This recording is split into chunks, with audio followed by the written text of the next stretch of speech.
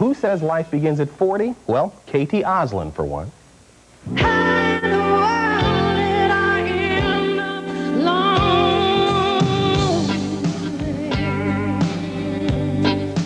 We love Katie Oslin around here. We're going to start a new series on baby boomers pushing the edge of the time barrier and what really goes on behind the scenes of your favorite soaps. Our Steve Kometko has some answers from the set and the stars of Guiding Light. It would be Soap Secrets right here. Coming up. All right, time now for this morning's news.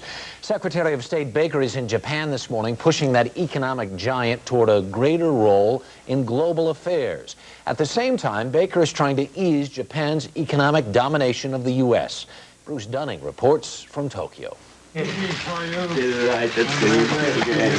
was an undiplomatically warm welcome from the new Japanese Prime Minister, an old friend of Baker's.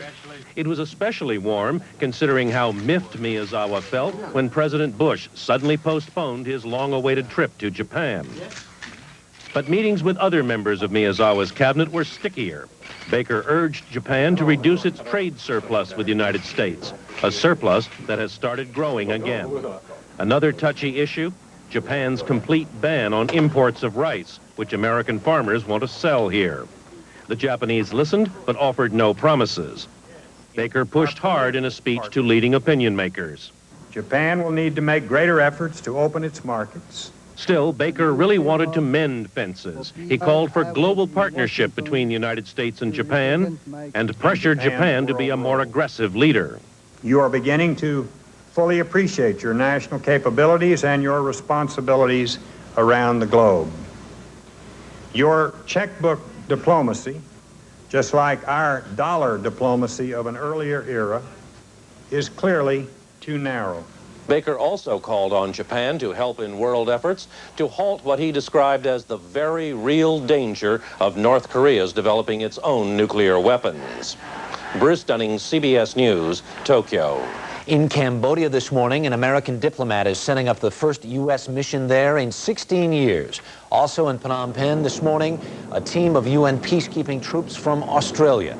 They're the first of a large UN force that will try to enforce the recently signed peace treaty. Cambodia's Prince Norodom Sihanouk is due to arrive Thursday, ending a decade of exile. In Jerusalem, publishing tycoon Robert Maxwell was buried with full honors on the famed Mount of Olives. Israeli President Chaim Herzog eulogized Maxwell as a man of almost mythological stature. But the circumstances of his death remain mysterious. A London newspaper, The Sun, quotes a Spanish lawyer as saying the Maxwell family suspects he was murdered. This is Veterans Day around the nation, and this morning President Bush will lay a wreath on the tomb of the unknowns. But some cities remembered America's veterans ahead of schedule. San Antonio, Texas marked the occasion with ceremonies at a replica of Washington's Vietnam Memorial. The city paid special tribute to prisoners of war and those listed as missing in action.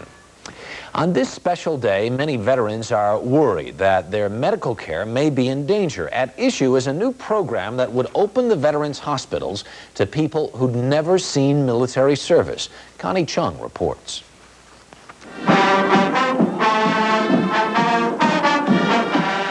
They commemorated the day early at the Veterans Hospital in Tuskegee, Alabama, a rural area with no civilian hospital and some empty VA beds.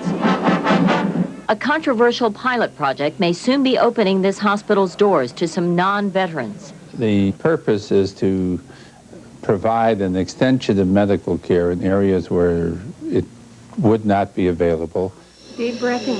Under the plan, other rural VA hospitals like Tuskegee, all underutilized because of a declining veterans population and stricter eligibility rules, would provide inpatient and outpatient care to poor non-veterans.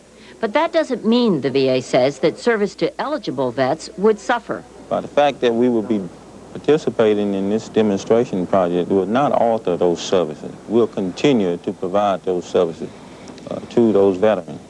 But a lot of veterans like World War II vet Clarence Goad think that's just hogwash. Once you start letting them in any direction, as the old statement says, if you crack the foundation, the wall will fall. We don't think VA has the capacity to adequately serve the veterans that's required to serve if they add any civilians, any non-veterans from rural areas. But the VA argues that the bill for non-veterans would be paid entirely by Medicaid, Medicare, and the Indian Health Service. And it claims that admitting non-veterans will help improve the service and quality of care to veterans. It will increase our case mix. So doing, our physician will become more efficient in their practice. Maybe so, say veterans, but what about the future? They're going to continue to push us until they're going to push us right on out. If we go ahead and take this line down, there won't be any VA medical facilities 5 years from now, per se. But that's exactly what the VA says it's trying to prevent. If we want to justify keeping all of our facilities, which I think we should, then we would have to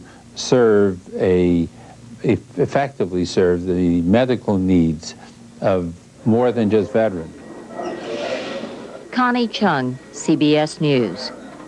Magic Johnson may soon be joining a new team. According to this morning's Los Angeles Times, Johnson is being considered for appointment to the National Commission on AIDS. He would take the place of a member who died of the disease. The commission was set up to advise Congress and the White House on a national AIDS policy. Today in Washington, the National PTA reveals the results of its National Parent Survey. And with us from Washington this morning is National PTA President Pat Henry. Good morning, Pat. Good morning, Harry. What is the most significant finding from your survey? Well, I think the most significant finding is that the national goals, the president's and the governor's goals, have been around now for almost 2 years, and it's very clear that the one segment of our society that we failed to communicate with is parents. Because in the survey conducted by Chrysler and Newsweek, it's very obvious that about 75% of the parents in this country have never even heard of the national education goals, and only about 4% of the parents who were surveyed could even tell you what one of those goals was. But didn't the survey also say that parents were surprisingly involved in schools? I think there's a perception that parents don't even bother to ever show up at their children's schools. Well, surprisingly, and it is encouraging that parents are going to a parent-teacher conference, they are going to hear children's programs at school, and they are going to open houses. But the one place that parents are not visible is being volunteers at school, because only about 21% of the parents who were surveyed who were not involved in a PTA or any other type of parent organization were actually volunteering in school to get a first-hand idea and knowledge of really what's going on in that school, and they're knowledgeable about seeing what the needs of that school are. Do you think that's the way families can make the biggest difference in a child's education? I really do. I think if we look at education in this country today, that we as parents and families have to realize that education for our children and the quality of education in our school is really going to be dependent on what we make it. All right. Pat Henry, National PTA President, thank you very much for joining us this morning. It's 9 minutes after the hour. I want to get an update on our weather this morning on this Veterans Day with Mark McEwen. Good morning, Mark. Good morning, Harry. Cold around the country. You knew that. How cold is it? Well, already in this month, we've had 550 record low temperatures around the country. That's an average of 55 per day. That's how cold it's been. Not even winter yet. Let's take a look across the country. You're going to see in parts of West Virginia had a real bad problem yesterday with some icy conditions on their roads. Well, they're going to see that today as well. And also you can see what is causing all that up in the Northeast. You're seeing rain mixing in with some freezing rain and sleet. What you just saw before was where you're going to see a lot of those sliding areas today up across the interior sections of the Northeast from West Virginia into portions of Pennsylvania into New York all the way into New England as well. Along the coastline, you'll see rain today. Just going to be an icky kind of day. I think you know what I'm talking about. Down through the south, you'll see temperatures warming up a bit. Temperatures getting into the 60s again. 73 in Miami. They didn't cross 70 yesterday, so they're going to see a high today of 73. Rain down across portions of Texas, drifting on into Arizona and New Mexico. They had some rain there yesterday. Going to see some rain today. Maybe a little bit of rain tomorrow, but that you're seeing it on the map, just twinkling away there for you. Some cloud activity through the center part of the country. Warming up just a tad up across the northern tier of states. 53 degrees up there in Montana. Indiana, 54 in Boise, Idaho. You're going to see some rain coming in again up across the northwest, but that's from the Pacific, so you're seeing temperatures a little bit warmer up there, 58 degrees right around Seattle. And down in the southwestern part of the country, cooling off a bit for them. They had temperatures right around, mid-90s or early 90s. This time last week, you're seeing temperatures, we're just forecasting in the early 70s for today in Los Angeles. It's going to be a real sweet day out there. If I were, I don't know, on a jet, maybe I'd be heading in that direction. That's a quick look at the national forecast. Let's take a look at your weather. A little bit of freezing drizzle possible early this morning. By later today, rain developing across much of the area. Temperatures mid-30s in the north, across southern Iowa, mainly upper 30s with light winds today. In the Des Moines area, high temperature of 37 degrees with rain developing. That's all the weather for this time around. Harry? All right, thanks, Mark. Every Monday and Wednesday, we have a Money-Wise report, and our money wisdom expert, our money editor, John Stehr, is here with some answers to the questions folks have been asking. Good morning. Good morning, Harry. How are you? Good. Hope you had a good weekend, and I hope everyone had a good weekend. Let's start this morning with something new for you. Every month, we're going to be answering some of those personal finance questions that you mail me. And if we use your question, we may even get your local CBS station to videotape you asking it. Now, in a couple of minutes, we're going to show you where to write with your questions. But first, it's time for the world premiere edition of America Wants to Know! We're going to head to Texas for our first question. It comes from a Houston veterinarian. Hi, I'm Dr. Cecily Jennings at KHOU-TV in Houston, Texas, and I would like to know the benefits of a tax-free versus a taxable investment in the long run. Now, let's start with a few words about tax-free investments and what they are. They are investments that raise money for governments in various ways. They earn interest, but you collect that interest free of city, state, or federal taxes, sometimes all three, depending on where you live and what you buy. Now, there is a trade-off for tax savings. They generally earn lower interest than the taxable investments. Now, here's a money-wise rule number one about tax-free investments. Never buy them for an IRA account because you'd be wasting the tax break that the IRA already gives you. Everything in an IRA should be taxable. The highest-paying tax-free investments these days are bond funds. Some pay 6 to 7%. Now, to show you the leverage you get from a tax-free investment, let's use a 6% return as an example. If you're in the 28% tax bracket, 6% tax-free will earn you the same as 8 1/3 in a taxable investment. If your bracket is higher, it's worth even more. So it's possible to earn a reasonable income from a tax-free investment, though rates are usually low these days. But Dr. Jennings asked about the long run, and that's where taxable investments, especially growth stocks and growth stock funds, are likely to do better. Since 1926, stock funds have returned an average of 11 to 14% a year. So for Cecily Jennings, the best bet is probably going with taxable investments. Thanks for your question. Now, let's go to an accounts manager who lives in Kewanee, Wisconsin, near the Lake Michigan shore. Hi, I'm Kim Fairman at WBAY-TV in Green Bay, Wisconsin. A few years ago, my husband and I had a tax lien on a property. It was cleared a few months later, but it still is listed on our credit record as outstanding. How can we get this cleared off our credit records? Well, Kim, the fact that there was a lien on your property can be reported on your credit record for up to 7 years after it's been settled. So all you can do right now is to make sure the credit reporting agencies all know that it's been taken care of. Now, to do that, you need to take the initiative. The first step is to send a letter of dispute to the credit agency explaining your complaint. Include any evidence that you might have to prove your case, maybe a canceled check or a letter from the creditor that shows the debt paid in full. Send it certified mail. Keep a copy of everything for yourself. Now, the credit agency is required to get back to you within about 30 days. If they find out you're telling the truth, they must, by law, remove the disputed information from your file. And if you ask, they must also notify anyone who has seen your inaccurate file within the last 6 months that a correction has been made. Now, if the credit agency does not change its mind, you may have to go directly to the creditor to clear up the problem for you. Also, keep in mind that there are 3 main credit reporting agencies: TRW, Equifax, and TransUnion. And unfortunately, they do not report to each other. So to get something changed in all of your files, you have to deal with all 3 of them separately. Now that we've answered the questions, let me give you my address for more questions.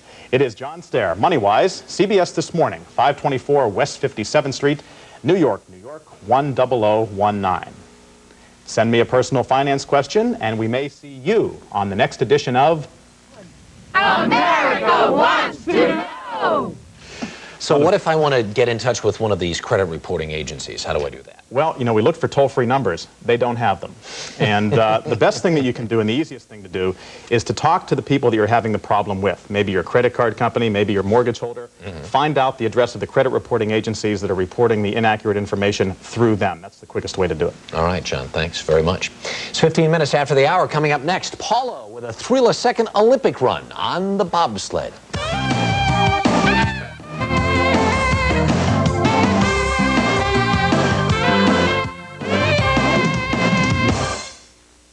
It was once thought impossible, but then you saw it happen with your own eyes. The Chicago Bulls won it all. And now, for the first time ever, you can enjoy the Bulls' sensational story on one amazing video, Learning to Fly. The world champion Chicago Bulls rise to glory.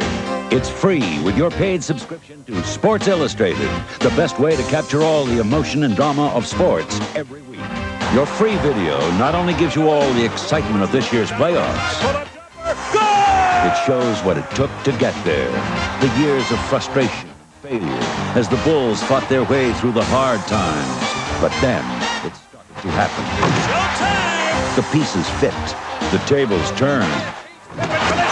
Now, there was definitely something to cheer about. Call this toll-free number now and fly along this thrilling journey to the finals. You'll be right there with them every step of the way. Don't miss it.